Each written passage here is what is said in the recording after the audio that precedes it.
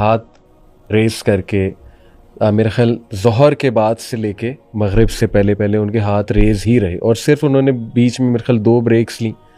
एक बार वो दूध पीने के लिए उनकी वाइफ ने जो कहा था कि आप दूध पी लें, ताकि हिकमत ये थी कि सहाबा को ये ना लगे कि रोज़ा रखा हुआ है, और एक बार और ली थी। लेकिन इसके अलावा उनके हाथ रेस थे, और वो जिस इंटेंसिटी से हमारे नबी दुआ कर रहे थे उस दिन सल्लल्लाहु अलैहि वसल्लम, मैंने रियलिस्टिकली थोड़ा सा सोचा कि यार इतनी देर तक पता नहीं, नबी सल्लल्लाहु अलैहि वसल्लम ने तो दुआ की, लेकिन आम इंसान इतनी देर तक दुआ कैसे कर सकता है। मतलब मेरे जहन में एक सवाल आया आज के दौर के हवाले से।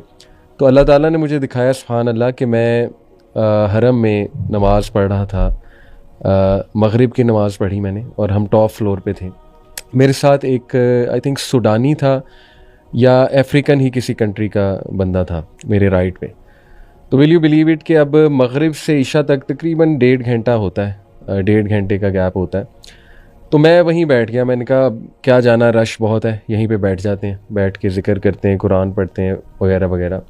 तो विल यू बिलीव इट कि वो बंदा मेरे साथ, उसने ना इस तरह हाथ उठाए हुए हैं, और लिटरली वो बंदा मगरिब से इशा दुआ करता रहा, और वो कोई अपनी पर्सनल दुआएं कर रहा था अपनी लैंग्वेज में।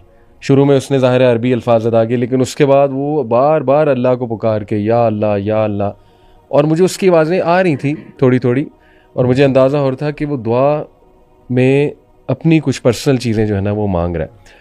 तो फिर अल्लाह ने मुझे विटनेस कराया कि मांगने वाले सुभान अल्लाह, जिनको लुत्फ़ आ जाए, जिनको ये एक मज़ा चख लें दुआ का और अल्लाह ताला से कन्वर्सेशन का, वो फिर उनको टाइम का नहीं पता लगता। तो वो 1.5 घंटा मुगीरा दुआएं मांगता रहा, अल्लाह अकबर। तो इसी से स्टार्ट करते हैं कि ये दुआ का फ़लसफ़ा, ये क्या, ये लुत्फ़ क्या है जो कुछ लोग चख लेते हैं। अल्लाह ताला हमें भी ये मज़ा दें, आमीन या रब्बुल आलमीन। बिस्मिल्लाहिर्रहमानिर्रहीम, अल्हम्दुलिल्लाह वस्सलातु वस्सलामु अला रसूलिल्लाहि व बाद। अच्छा, मेरी दुआ के हवाले से ना थोड़ी सी एक अंडरस्टैंडिंग थोड़ी सी डिफरेंट है। असल में हम लोगों ने ये समझ लिया है कि दुआ का मतलब सिर्फ जो है ना वो अल्लाह ताला से कुछ मांगना है। हाँ, हालांकि कुरान मजीद में अगर आप देखें, जैसे कि सूरह गाफिर की मशहूर आयत है, वक़ाल रब्बुकुम उदऊनी अस्तजिब लकुम, कि तुम्हारा रब कहता है कि मुझे पुकारो मैं तुम्हें जवाब दूंगा। इन्नल्लज़ीना यस्तकबिरूना अन इबादती, वो लोग जो मेरी इबादत से तकब्बुर करते हैं, सयदखुलून जहन्नम दाखिरीन, वो जहन्नम में दाखिल होंगे रुस्वा होकर। इस आयत में अल्लाह ताला ने दुआ को इबादत कहा है। तो हम लोगों ने समझा है कि यानी इबादत ख़ासतौर पे दुआ के माने में आमतौर पे समझते हैं कि ये बेसिकली एक कॉन्ट्रैक्ट है अल्लाह ताला से, यानी कुछ लेन देन का मामला है, यानी एक कमर्शियल एक्टिविटी हमने बना ली। ये सोच है 90% कि जब भी हमने अल्लाह के सामने जाना है, दुआ मांगनी है, तो हमने तभी जाना है जब हमारे पास कोई ना कोई मांगने के लिए चीज़। तो दुआ ये नहीं है, दुआ एक इबादत है। यानी अगर आपके पास नहीं भी है कुछ मांगने के लिए बिलफर्ज, तो फिर भी आपने मांगनी है, फिर भी आपने इबादत करनी है। लेकिन बहुत से ऐसे लोग हैं जो अपने आप को, अल्लाह माफ़ करे, सेल्फ सफिशिएंट समझते हैं। सही। जैसे कि कुरान मजीद ने भी ऐसे शख्स के बारे में बात की ना, अर्राअहु इस्तग़ना, बिल्कुल सही, कि उसने समझा कि मैं मुस्तगनी हूँ, यानी मुझे किसी चीज़ की ज़रूरत नहीं है। सही है। यानी मैंने एक्चुअल में कुछ लोगों को देखा है कि अल्लाह ने इतनी नेमतें उनको दी हैं, हर तरह की नेमत उनके पास है, कि they don't have apparently any reason to actually cry in front of Allah सुब्हानहू व तआला। उनके पास कोई रीज़न नहीं है, और समझते मैं क्यों मांगूँ अल्लाह से जब मुझे ज़रूरत नहीं है कुछ। तो अनफॉर्चुनेटली मसला ये है कि वो दुआ के फ़लसफ़े को नहीं समझे। दुआ इबादत है, इबादत का कॉज सिर्फ यानी अगर आपको कोई चीज़ चाहिए तभी आपने नहीं, यानी आपने नमाज़ पढ़नी है तो सिर्फ तब नहीं पढ़नी जब आपको कोई चीज़ चाहिए। तो अल्लाह के रसूल सल्लल्लाहु अलैहि वसल्लम सुभान अल्लाह, ज़रूरी नहीं कि he was actually asking Allah for something. सिर्फ अल्लाह का शुक्र अदा करना, अल्लाह ताला का हम्द बयान करना, अल्हम्दुलिल्लाह, अल्लाहु अकबर, अल्लाह का जिक्र करते रहना दुआ के अंदर हाथ उठा के, that's it, that's also a दुआ। और फिर अगर आप इस माने में लें तो फिर तो सुभान अल्लाह, फिर स्काई इज़ द लिमिट, क्या बात, उसमें कोई नहीं। और अली भाई इसमें फिर इसी वजह से ये जो कि फ़लसफ़े की गलती, यानी जो हमने इसकी गलत, यानी इसको गलत समझा, उसका नुकसान क्या हुआ? उसका नुकसान ये हुआ कि हमने फिर ना समझ लिया कि दुआ की कबूलियत का मफहूम ही यही है कि जब तक जो हम मांग रहे हैं हमें मिलता जाए, क्योंकि हमने इसको एक कमर्शियल एक एक्टिविटी और प्रोसेस समझ लिया ना। तो यानी हमारे नज़दीक फिर दुआ का कॉन्सेप्ट रिड्यूस होके लेन देन पर आ गया। Exactly. तो जब तक मुझे मुझे कुछ ना कुछ मिल रहा है तब तक मेरी दुआ कबूल हो रही है, सही, और जब तक मुझे नहीं मिला बज़ाहिर अपैरेंटली जो मैं मांग रहा हूँ इसका मतलब मेरी दुआ भी नहीं कबूल हो रही। हालांकि जब वो बंदा सिर्फ दुआ को एक अल्लाह ताला की इबादत समझेगा, ज़रूरी तो नहीं है इबादत के फ़ौरन बाद आपको जो चीज़ आपके दिल में तमन्ना है, नमाज आप पढ़ रहे हैं, किसी के लिए नेकी कर रहे हैं, सही बात मिल जाए।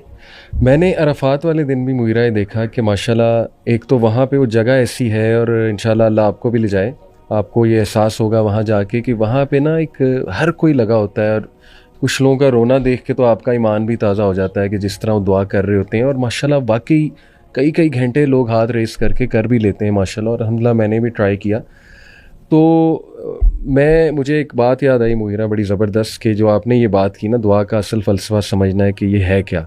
आप देखें कि दुनिया का बेस्ट डे 9 ज़िलहज, उलमा इस पर काफ़ी जो है वो कंसेंसस है, और बेस्ट डे पे जो बेस्ट दुआ नबी सल्लल्लाहु अलैहि वसल्लम ने सिखाई वो है ला इलाहा इल्लल्लाह वहदहु ला शरीका लहु लहुल मुल्कु व लहुल हम्दु व हुवा अला कुल्ली शैइन कदीर। ज़ाहिर क्या चीज़ है मांगने के लिए, इसमें तलब है ही नहीं, इसमें तो मांगना कुछ है ही नहीं। मतलब हम आम लोगों को बताएं ना कि ये बेस्ट दुआ, कहेंगे नहीं ये दुआ नहीं है, ये तो जिक्र है। अब नबी सल्लल्लाहु अलैहि वसल्लम ने कहा ये दुआ, और यही दुआ मेरे बाकी भाइयों ने, तमाम अंबिया ने यही दुआ इस दिन की।